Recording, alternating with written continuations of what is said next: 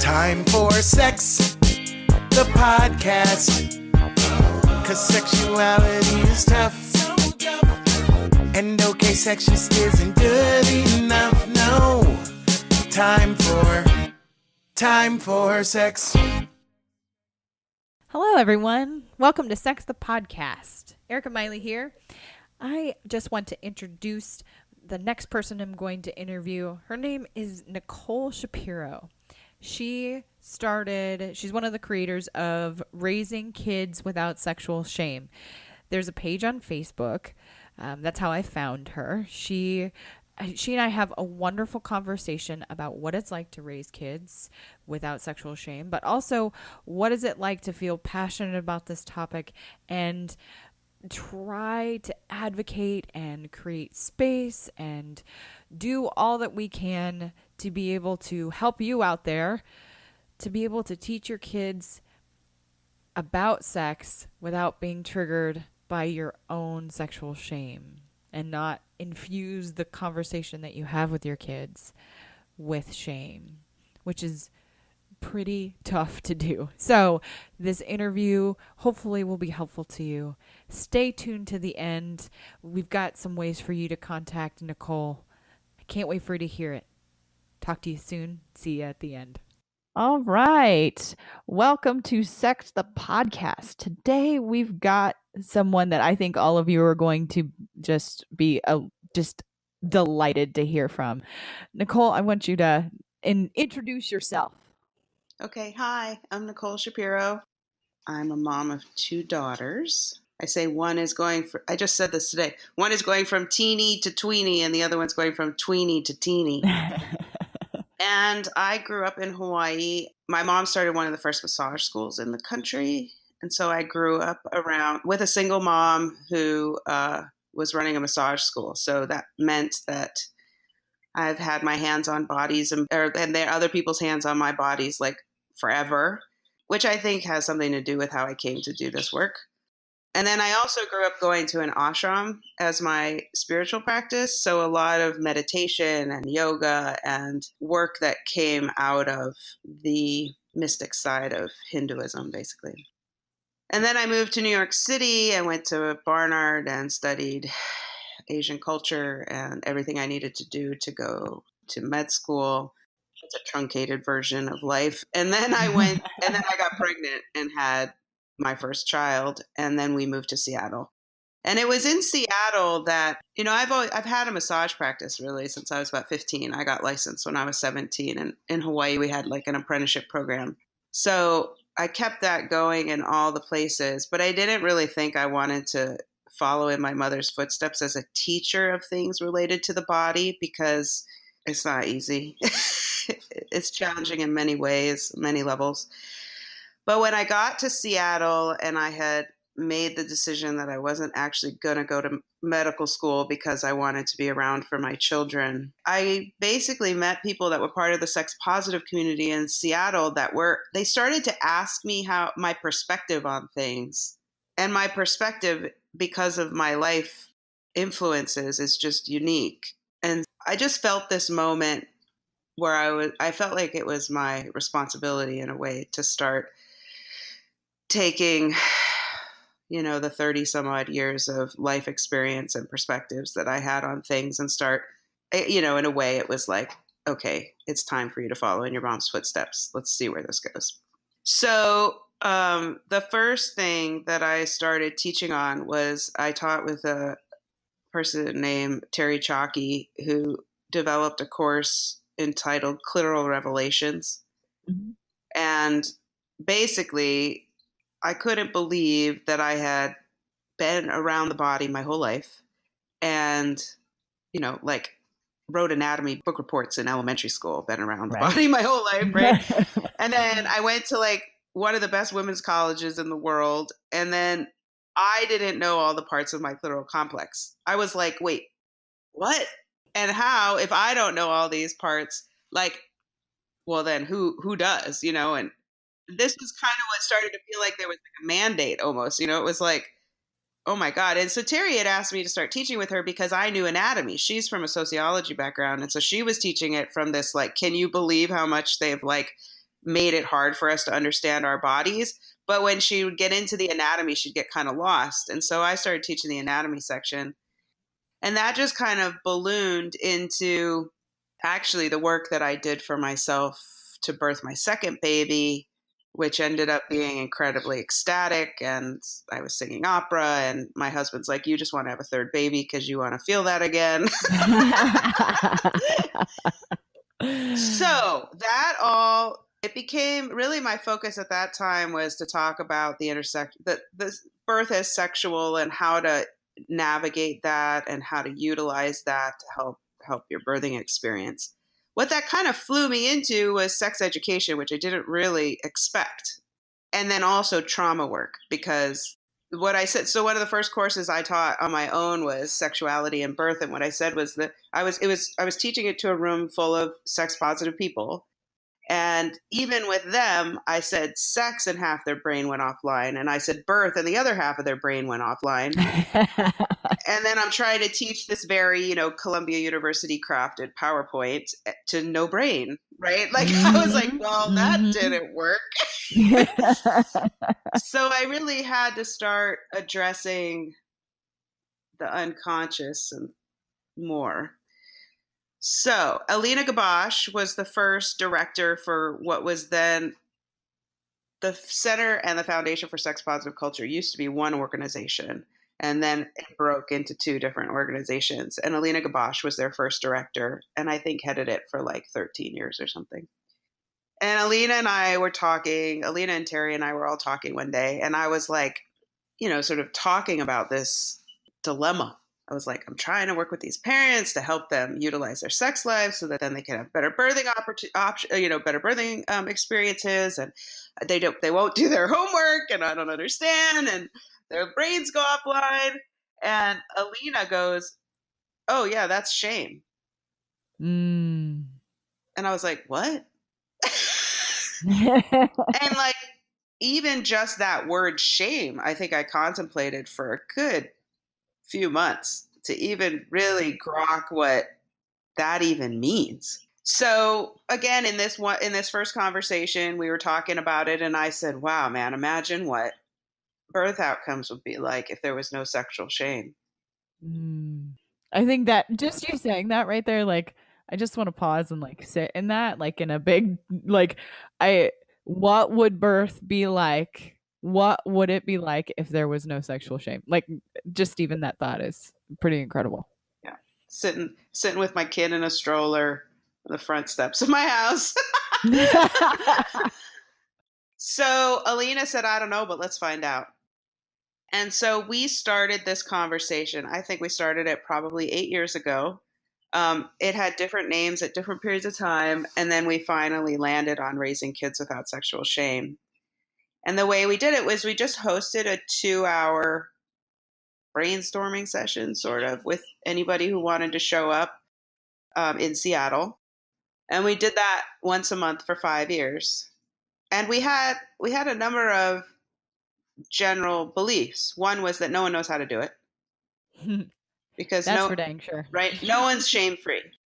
Yeah. No one's sexual shame-free, and no one's shame-free. So it can't be a top-down education style course. It has to be a peer level, let's all sit down and just brainstorm it, And so Absolutely. we'd throw, our hope was that people would show up with different scenarios. And then as a group, we could all like brainstorm, okay, how would you address that without infusing it with shame, right? For one, we heard over and over and over again was, my 2-year-old wants to play with his penis while we're grocery shopping, right? Versions of that. Or grandma comes over and she's masturbating on the couch, and my 4-year-old's masturbating on the couch. I don't know how to handle this situation, And so we just toss it out to the group. We have discussion guidelines, which are intense. I mean, they in and of themselves are a spiritual practice that no one does perfectly. But we would try to stick with the discussion guidelines and then, have these conversations about how you do this. And just that started to sort of fluff out the space and let everybody just even think about it. Yeah. Just even think about it. Be able to be present with it, be able to sit with it, and be uncomfortable with it. And in community. Yes. Yeah. I mean, that's essentially, I mean, and I've said this on other episodes, and I say this to friends and clients all the time. We are built for community, we are built for connection, and we are built for vulnerability. But the antithesis of that is shame. And if how we approach sexuality with our children is infused in that, they're only going to hear that message. Yeah. And so what also starts, so we did that for 5 years. Once a month for 5 years. Varying people showed up, varying scenarios, varying spaces. We did it at Babeland for a while. We did it at Birth and Beyond for a while. Um, we did it at the Little Red Studio before they closed. And then, honestly, we got a lot of, oh my God, I'm so glad you're doing this. But it started to dwindle who was actually showing up. So I got a lot of side conversations. I got a lot of parents that were like, just kind of wanted to talk to me about it on the side, which essentially means that every time I'm hanging out with parents, I'm working, right? So, Yep. but they wouldn't. I may or may not know exactly what you're talking about. Right. So boundaries, learning them. So, I think Alina and I, after doing that for 5 years, felt like, and three people are showing up for these conversations when we, do everything we could to get there for 2 hours on a Sunday morning. We just kind of were like, okay, maybe this isn't the best use of our time now. And so we stepped back and we decided to take those 2 hours and just meet on our own and talk about what have we learned over the last 5 years of doing this and talking to hundreds of parents. And really what we stepped away from it all, I mean, again, there's sort of these general statements that I will say, which is that no one knows how to do this.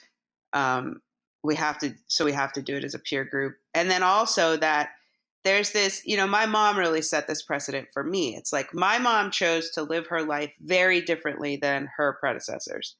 And so in doing that, she raised me anew, which means I'm constantly kicking her ass, right? Because she's an adult that unlearned and she's perpetually unlearning and relearning. And I don't even know the old version, right? I've just got new fodder that I build on. And so raising kids without sexual shame has the exact same balance for parents. We are raising the next generation with less shame, which will mean they will say shit that will push our shame buttons. And so we need to have the tools to compost our own shame while also allowing these new trees to grow, right? Yeah. So and then the other big thing we walked away with was adults need to talk about sex more, period, the end, across the board. It's just, and so what we actually did is then, growing up in a massage school, watching my mom create curriculum, I could just kind of throw embodiment curriculum together like that. And so I saw this whole series. And so we developed a series on sex, intimacy, and relationship. And we started teaching that for the Foundation for Sex Positive Culture.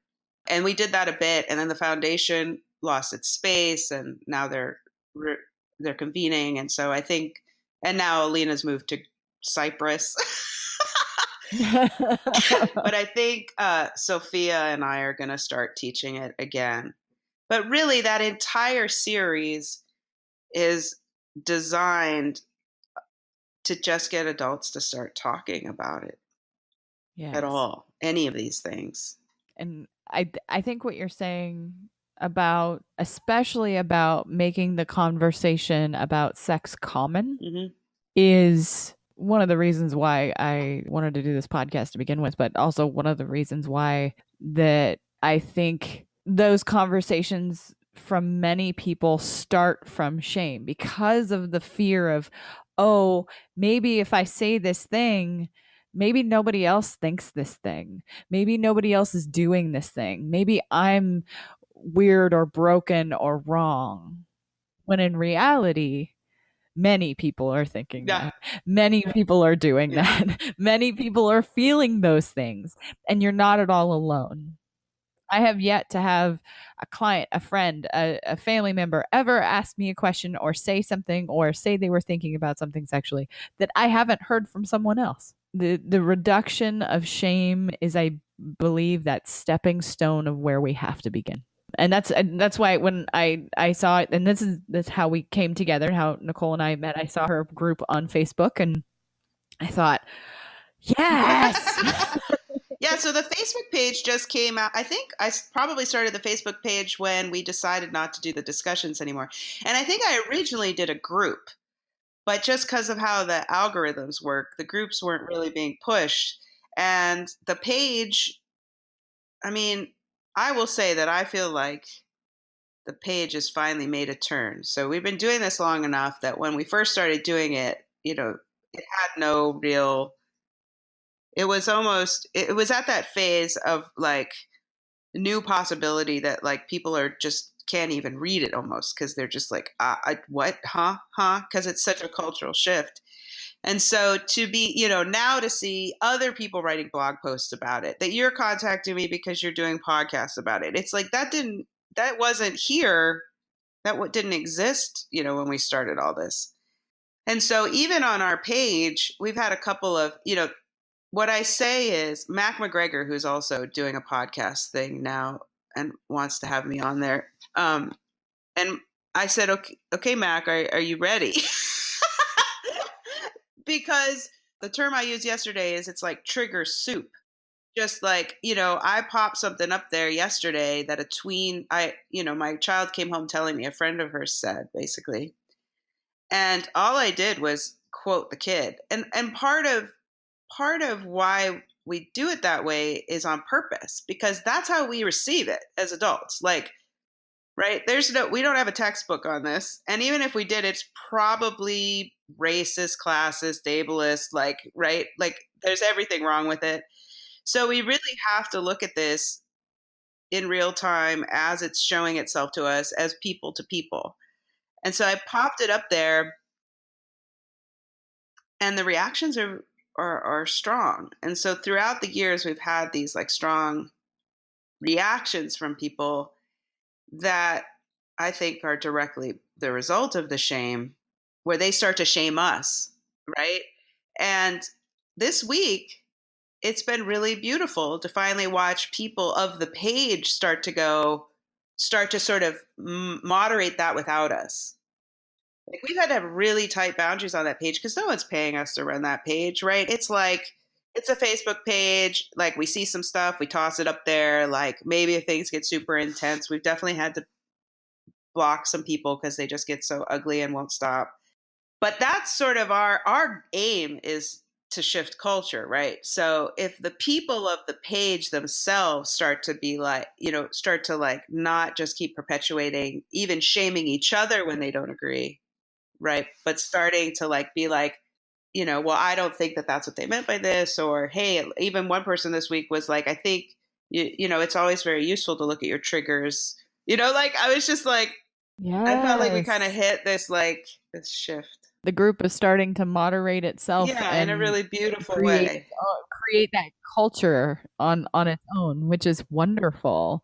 And I think something that's important that you're talking about is that it's very difficult when you're triggered to not push that and externalize it and push it onto others, rather than looking at, okay, why did I feel that way when I heard that thing? That's exactly right. That it's not easy to do, especially if you have those sexual triggers. And, sex is, I'm still learning without a doubt. Like sex is potent. It is like, like I said, I've been working with bodies essentially my whole life.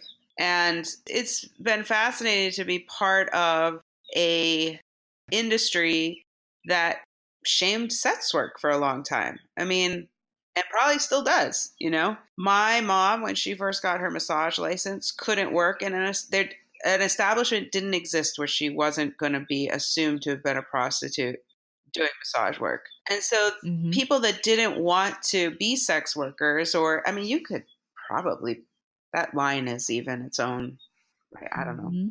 It's its own line. She people like her wanted to not worry, for instance, about getting groped or about these boundaries that they wanted to have while they were doing massage. They did a lot to distance themselves from the people that were sex workers. And that infiltrated the massage community in a very sexual shaming sort of way. And so, that was some of the work that I did with myself in preparation for my second birth, was recognizing that I needed to clear all that in order to be able to birth my baby in a luscious way, Right. So I did that, and that was part of why I was like, "Oh, hey everybody, check this out. You could just like clear all that shit. That birth is awesome." And people, but what I didn't have full awareness of is that people aren't in their bodies and don't have the tools to be in their bodies and haven't been like enculturated that way their whole lives. So I start to like back it up and be like, okay, let's just get them to a meditative state, or let's just get them to feel their toes, or something. And then connect to the right, body exactly, in some a way. loving way. And then when we start to have the sex stuff come up, which, in the chakra system, which is what I grew up with, it is core, it's your root and second chakra. I mean, it's like I feel like you hit something and it's like exponential in all realms. So that's why it gets to be this kind of trigger soup. And now we're going to talk about kids too. let's add yet another right. And parenting. trigger. Wait, what? Ah! Oh dear, especially in today's culture where many parents have to feel they have to show this perfect parent persona out there, or they have to raise these perfect children that have to be just so and have the best grades and have to be doing everything at their best at all times, and if they're not, then you're a failure as a parent. And it's an expectation that is so unrealistic for parents, and then adds a different layer of shame.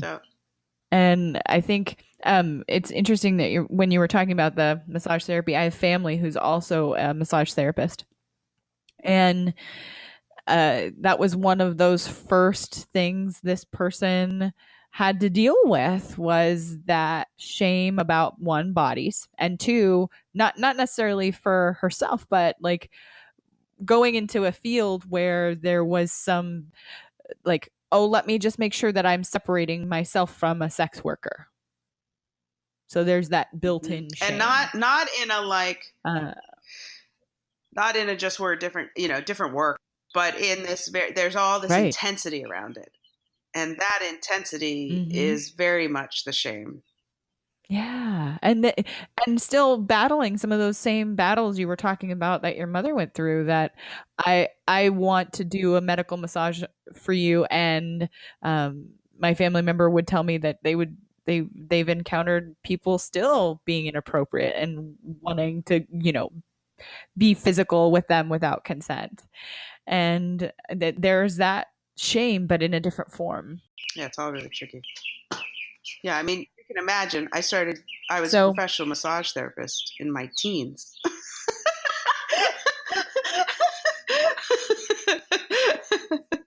As a teenager, like you go into it wanting to help and be there for people and be present for people, and then seeing some of the other side of it too. So as far as you as a parent, when you approach your children, and I know you have tweens, and where do you begin? If you're talking to other parents out there who don't know where to begin with their kiddos and tweens and teenagers, where do you begin? My body. Yeah. So my answer to the composting work is holistic peer counseling. So I teach holistic peer counseling, and now it's in a correspondence version because we had too many people all over the world. I couldn't get them all to meet at the same time, which is a great problem. And I say that if you take peer counseling and the only thing you walk out with is the ability to know when you're triggered, we will have accomplished something phenomenal. So that's where I start. Where I start is my own attentiveness to being triggered. Now, that said, that's not a walk in the park. I can work backwards from other things. For instance, is what is coming out of my mouth in alignment with my values? Am I actually speaking what I believe?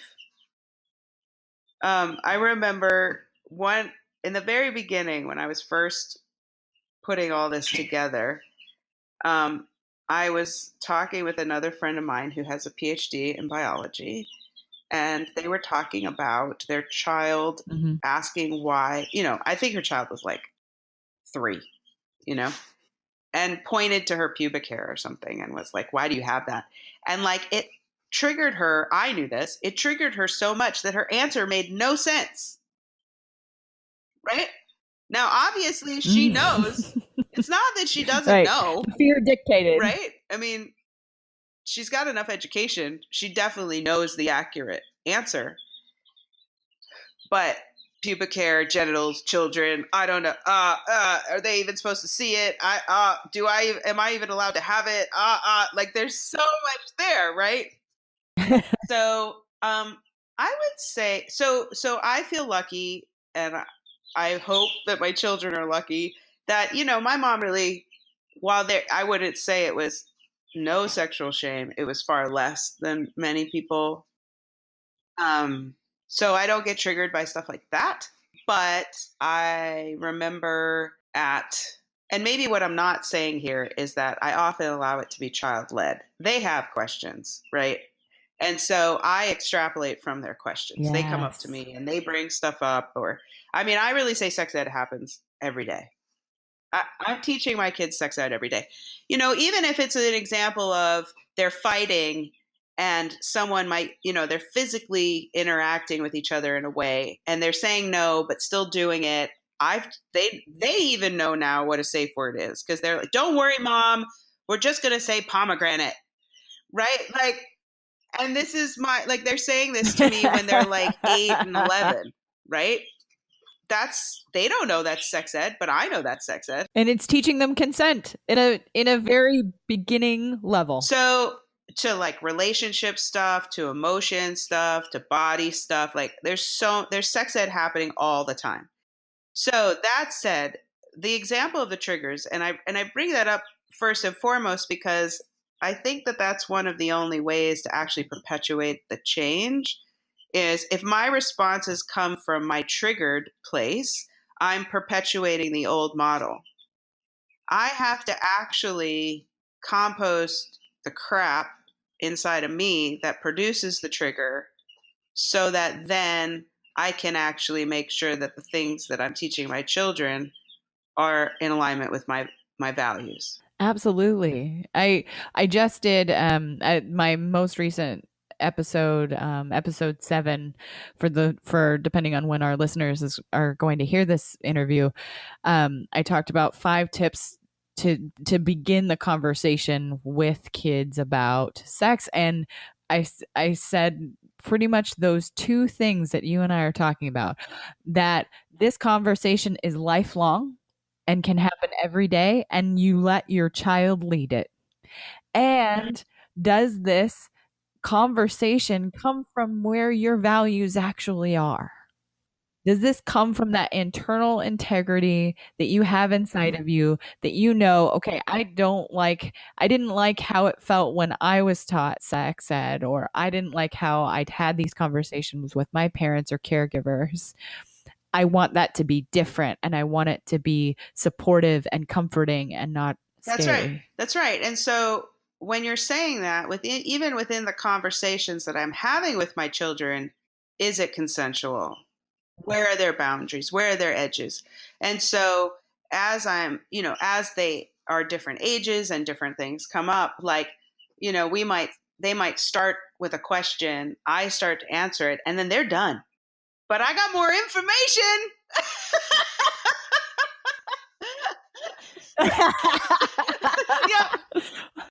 All right. All right. We'll wait till the next one.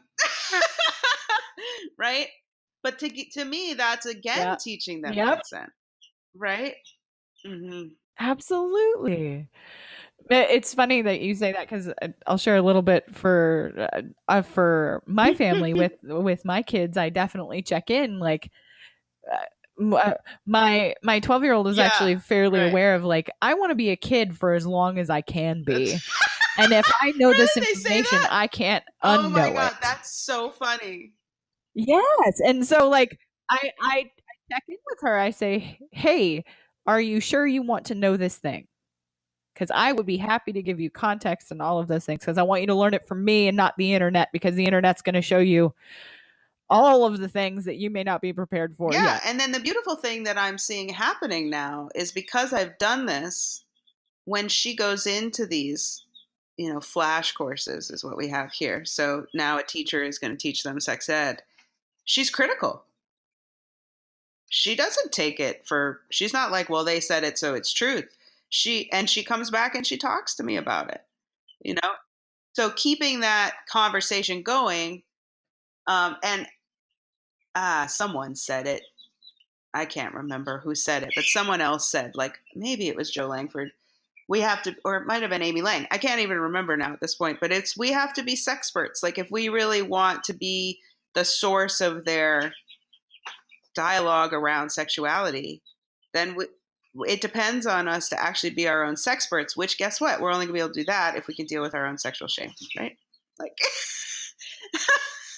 yeah. That's exactly right. But if you can start the as parents, and I don't want to overwhelm parents out there too much. Like me, I know myself and Nicole are happy to help those parents that are scared out of their wits to be able to start this conversation, to be able to step into that what can feel like a deep water when in reality if you start early and you start slowly and you start every day it's not such deep water. What makes it, I mean, it can be a very fun form of education. It's not believing the intensity of the shame. That trigger has so much ability to convince us that this is terrifying. Now, it is powerful. Sexuality is powerful. I don't think we know yet what the power of sexuality is without the power of shame, right? So sometimes that intensity is actually the shame's intensity. It's not the sexuality's intensity. So we're still trying to uncouple those things. But what's so beautiful is that children are not brought into this world feeling ashamed of their sexuality. So they're really these incredible teachers. And I think that that's what a lot of people that came to our first discussions about raising kids without sexual shame knew.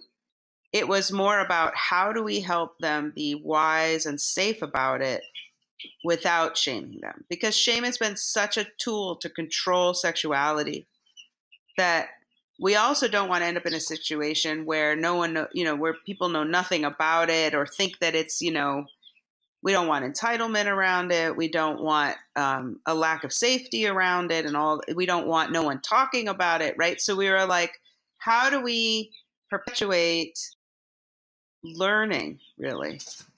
Which means we get to learn, which means we get to do research, which actually can be really phenomenal, really, really fun. Yes. And challenging. But a lot of what makes it challenging, I think, is the shame that we're still trying to like weed through. Yeah, absolutely. And that being said, I feel like this is like because I think Nicole and I could do this for hours. Um, and definitely, I think you fall into that. You're a fellow in the Academy of Sex Nerds. Uh, so I definitely want people to be able to find you and find the group. How do people find you in the world? Well, my name is spelled Nekole, and I actually own nekole.com. So Awesome. that's pretty cool. Um, if people want to do the trigger work, that's holisticpeercounseling.com and learn how to do that in a peer group.